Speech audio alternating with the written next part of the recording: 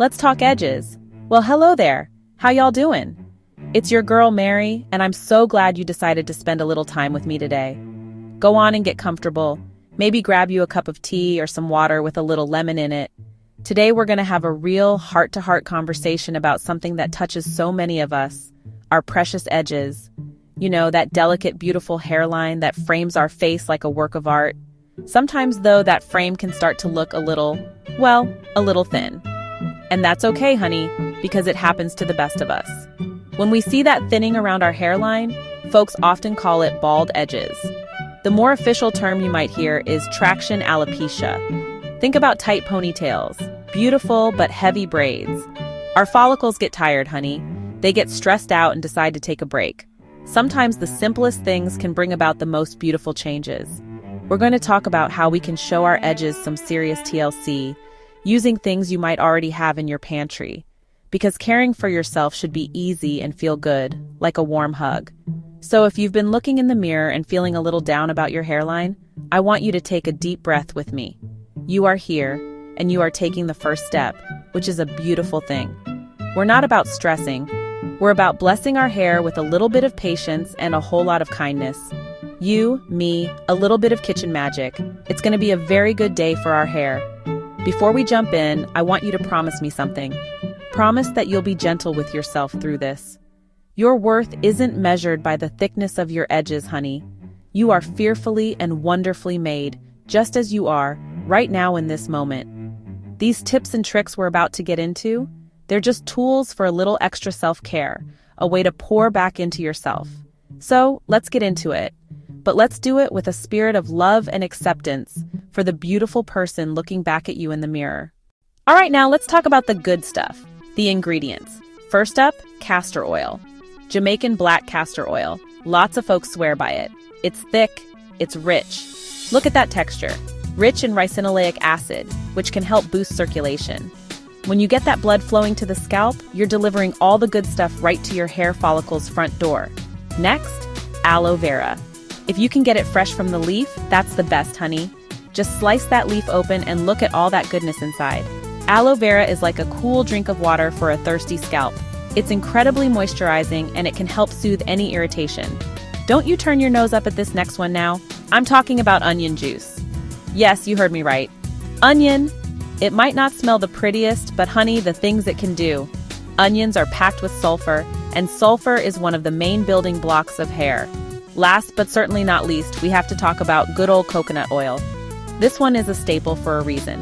It's full of fatty acids that can penetrate inside the hair shaft.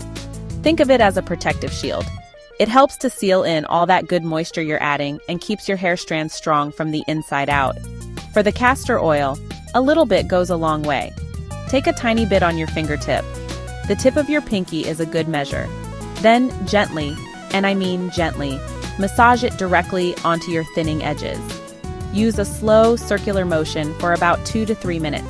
For our friend, the aloe vera, get that gel straight from the leaf if you can. Scoop out about a tablespoon of that clear gel. Apply it directly to your edges and scalp. You can leave this one on for about 30 minutes to an hour, like a little mini mask for your hairline. For the onion juice, I know, but stick with me. Chop up a small onion, blend it, and then strain it through a cheesecloth. Take a cotton ball, dip it in that juice, and dab it onto your edges. And for our trusty coconut oil, this one is wonderfully versatile.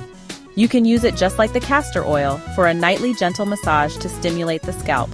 Or use it as a pre-shampoo treatment. Warm up a little coconut oil in your hands. Apply it all over your hair, paying special attention to your edges and ends. Let it sit for at least 30 minutes, then wash and condition as usual. This helps protect your hair from the stripping effects of shampoo. It's a simple step that makes a big difference. Keep your hair moisturized and strong. Now, applying these wonderful treatments is a big part of the journey, but it's not the whole story, honey. The most important thing is to give your hairline a break from tension. I know we love our slick back ponytails and our tight braids, but those styles need to be put on pause for a little while. Think of your edges like a friend who's feeling tired and overworked. You wouldn't keep piling more tasks on them, would you? No, you'd tell them to rest. Let's also talk about what happens when we sleep. All that tossing and turning on a cotton pillowcase can cause a lot of friction, rubbing and tugging on those delicate edge hairs. That's why a satin or silk scarf, bonnet, or pillowcase is not a luxury. It's a necessity, baby. It allows your hair to glide instead of snag. So before you lay your head down at night, make sure you're protecting your crown. Wrap it up in some satin and let it rest peacefully.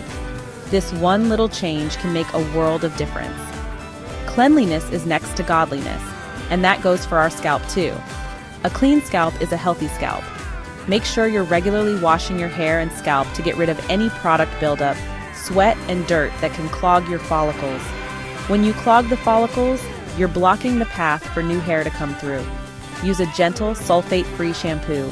When you wash, use the pads of your fingers, not your nails, to gently massage your scalp. Remember, we're being kind to our hair now.